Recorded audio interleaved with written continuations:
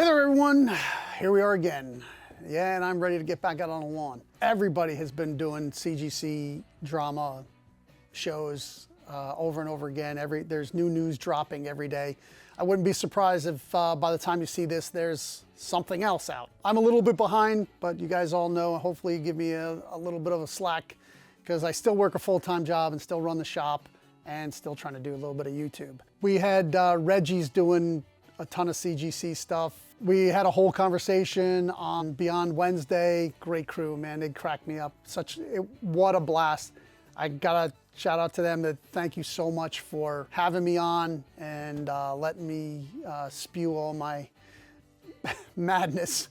I kind of think a little bit different than a lot of people, so I got a lot of opinions that need to be heard. One of the ones that I saw that I have to take a little bit of umbrage with, because I think that we were kind of painted with a big brush, was Swagglehaus. He did these open letters to CGC, CBCS, collectors, and LCSs. But before he got to LCSs, when he was talking about the scam that happened at CGC, he goes, well, if you think that was a scam, think of all the collections that were purchased for next to nothing by all these LCSs. That's the real scam.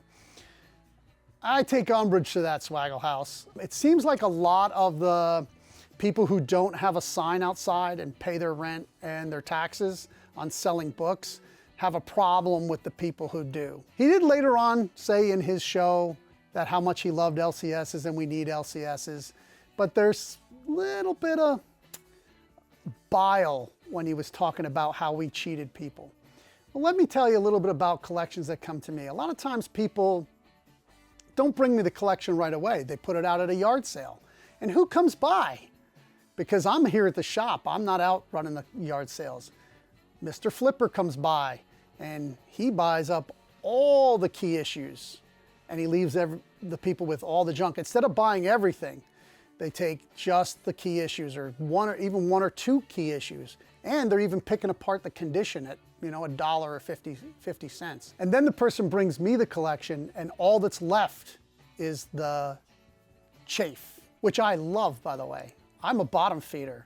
I have 50-cent and dollar books all day long. That's my bread and butter. I buy collections. I don't buy single books. I would stand by that always. If people have a small collection, they bring me a handful of books like that. I will also take that. But people who come in with one book that's graded and they're like, oh, I'd like to sell this book, I'm not interested. There's lots of other comic shops that might be. I'm not. I want to move my risk across a collection. I'm not where you can dump your stuff that you can't sell. When he said that, it kind of painted all LCSs as we are looking to rob people when they come in.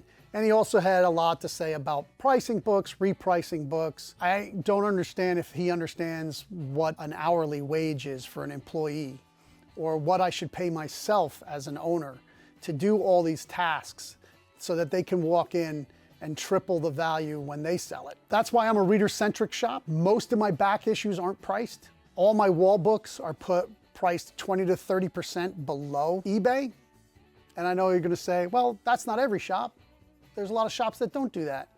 Right, but when you talked about us, you talked about us with a brush and painted us all into that scammer, cheater, that we were a bigger scam than CGC, who's manipulating the market. And you even brought up how GPA only puts the pricing for CGC. So how is that not a bigger scam than the comics? But I like your show, man. And I think you really have you are a guy who really loves comics, and you're pretty much funding your habit by selling some books that you might come across that you don't want. And that's a great thing. That's fantastic. But there's a certain amount you can sell a year before you start to be treading on whether you should have a tax ID or not, and whether you should pay your taxes. See, there's something that's happened I talked about this briefly, but I'm going to keep bringing it up because this is going to be a theme that I want to get out to America. The most worthless thing I say I have for sale, I have the most worthless thing in America for sale, and that's integrity, because mine isn't. What has come about now is all this, we're pointing out all these problems, but we just keep doing it and keep going along with it as long as it's putting money in our pocket. And I don't believe in that. And a lot of people say, oh, you're a stupid businessman because you didn't take advantage of this. Well, that would be taking advantage of people.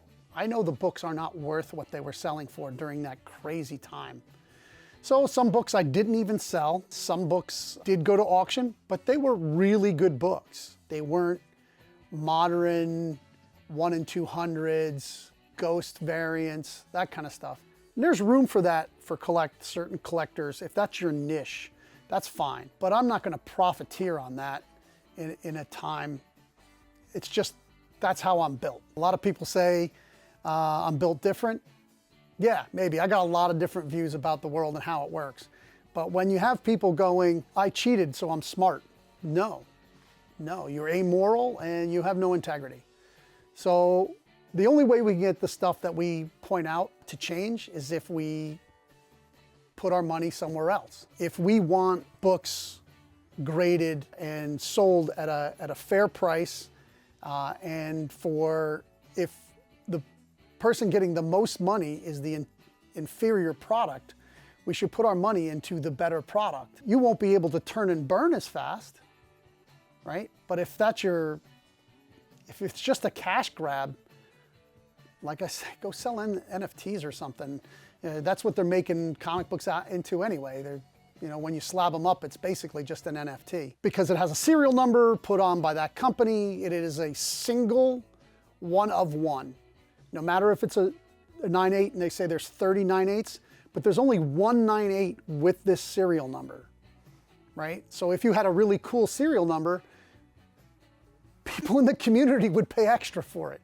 It's like when they have a numbered sports card, Michael Jordan's number 23, if it's 23 out of 100, you get a premium for that. If it's number 1 out of 100, you get a premium. If it's 100 out of 100, you get a premium.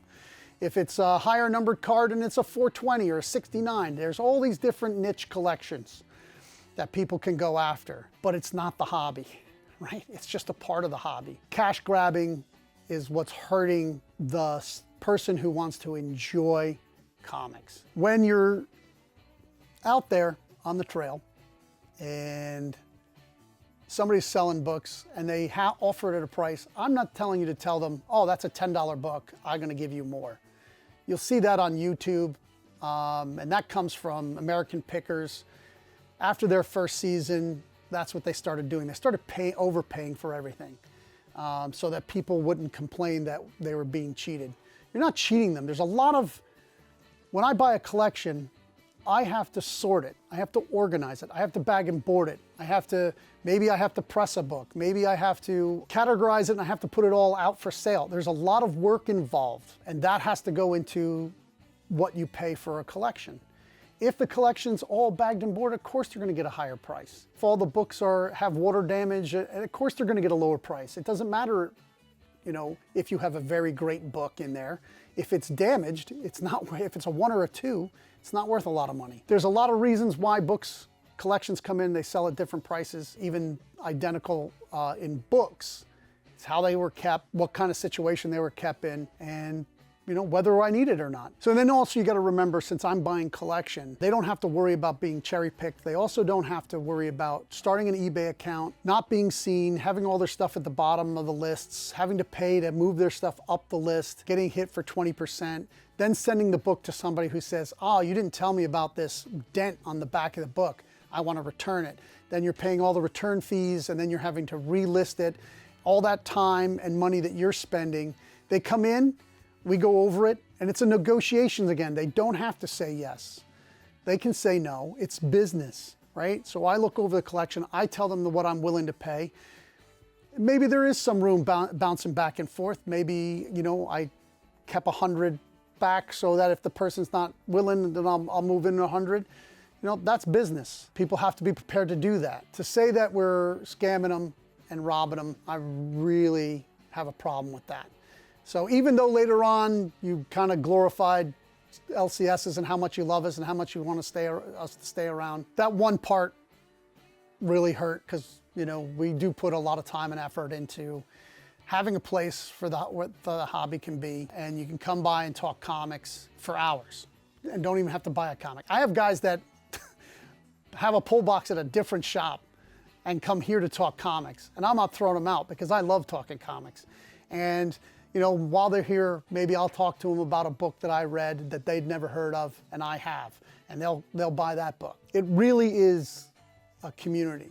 I know a lot of people are saying that it isn't. There's portions of it that are outside of the community that don't know what's going on in comics, just know what's the hot book. What can I get my hands on? They know that this old timer who has a shop, he doesn't go through his books. I'm gonna raid his bins.